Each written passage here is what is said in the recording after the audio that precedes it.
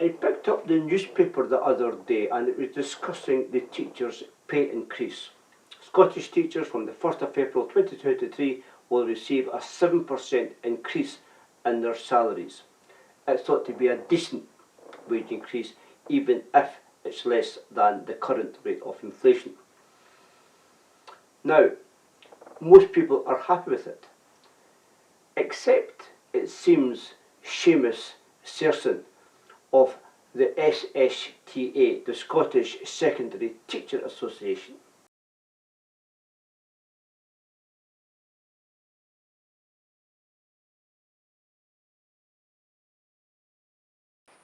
But our General Secretary, Mr.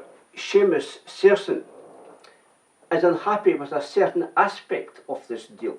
You see, it's capped at £5,600, which means nobody in Scotland, no teacher in Scotland can get an increase any greater than £5,600.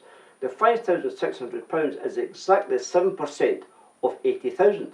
So anybody who's earning over £80,000 will get a maximum increase of £5,600, which means if you're earning £100,000 and we get this pay rise, you're not going to get a 7% increase, you're going to get a 5.6% increase, which is £5,600.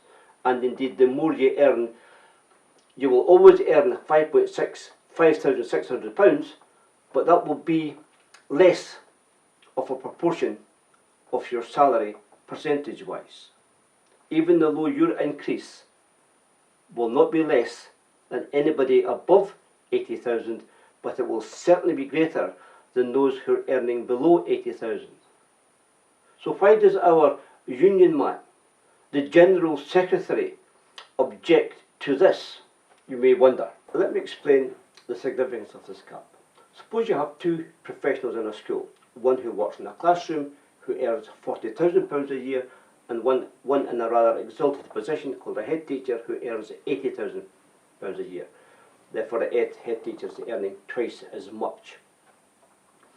Suppose, for example, that the ordinary classroom teacher gets a 7% increase in his salary over the next 5 years. Now, using the compound interest formula, that means his salary will go from £40,000 to £56,000, an increase of £16,000. The head teacher, though, the head teacher will not receive a 7% increase each year. They will receive £5,600 increase each year, which means over the 5 years they will have received an increase of £28,000. Therefore, their salary will go from £80,000 to £108,000.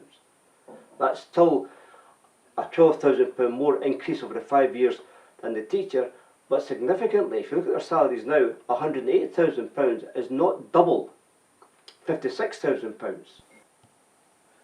And this is the problem. Now, as far as the ordinary teacher is concerned, his or her salary has kept up with the cost of living, because it's matched inflation, and that's fine. So they've managed to maintain their standard of living. But the head teacher, on the other hand, they're getting a wage increase less than the rate of inflation. So therefore, they will not be able to maintain their standard of living. And herein lies the absurdity. On the one hand, we're told, well, head teachers deserve a high standard of living and a high salary because of all the pressures that they're under, because of all the responsibilities that they have, because of these great administration and leadership skills they can bring to the role to the benefit of all of us. So they indeed deserve a high salary and a high standard of living. They just don't deserve to maintain it as the years go by. And therein lies the absurdity.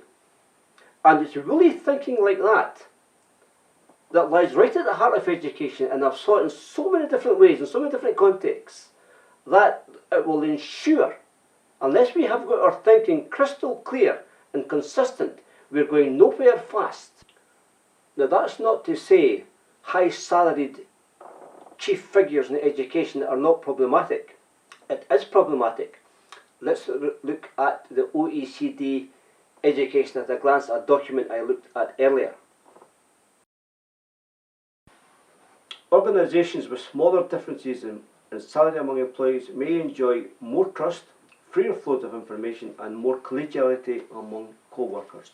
In other words, the less the salary differential, the better the school culture. So how might a salary differential lead to a lack of trust, collegiality and communication issues? How can that happen? Well, not every single person in a leadership position in school, being a head teacher, an SMT or a faculty head, are intellectually and psychologically equipped for that role. Not all of them are. And if you have someone who's intellectually or psychologically ill-equipped, and you give that person more money, that person becomes even more dangerous, and you end up with a toxic school culture. And if you've got a toxic school culture, that will have an impact on the staff that work there, and the young teachers who want to join education, who are critically minded and intelligent, they will see that toxic school culture and they shall leave, and they are leaving. So this is hugely problematic. Certainly individuals, you give them more money, it's fine, but there are many others who become dangerous, and they are extremely problematic for the profession. How do we reduce then the salary differential and at the same time be fair? Well, what you can do is this. You have to remember, no matter what a person's earning, they all deserve a pay rise in line with inflation. You need to establish that. But the teachers who are working in classrooms, the ordinary teachers, they have to get slightly more, and a greater parity of salary differentials will soon be established. Another thing, I just looked at a table there, and the highest earnings head teacher in Scotland is earning £120,000 a year. I think this is a super head working in a super school in charge of super SMTs and super faculty heads, all making an awful lot of money. So if you wish to reduce the salary differential, it's problematic.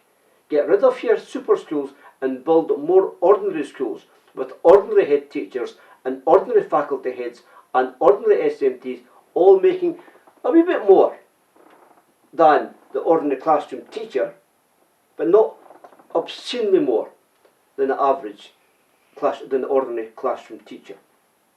So Mr. Serson, in this respect, is correct.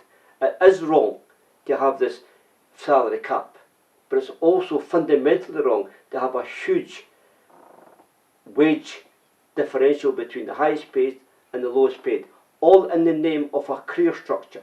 Well, let me say one thing here. We have got an attainment gap that's very, very stubborn, and we've had it for many, many years, so we cannot be certain that we are doing anything correct. We cannot be certain that what we are doing is correct, because we've got this attainment gap. And that's not going to be solved by a wee tweak here, and a wee fiddle here, and a wee turn here, and a wee push there. A wee bit more of this, and a wee bit of this and that. Those are going to take fundamental and deep reforms, and most importantly, coherent, clear thinking. Not something that I saw every day during my career, over 30 years, I can tell you.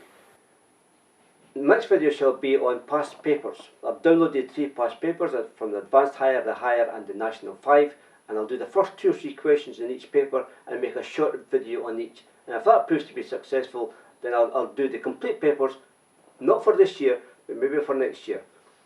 Thanks for watching The Young Scottish Physicist. And I'm not quite finished with this attainment gap quite yet.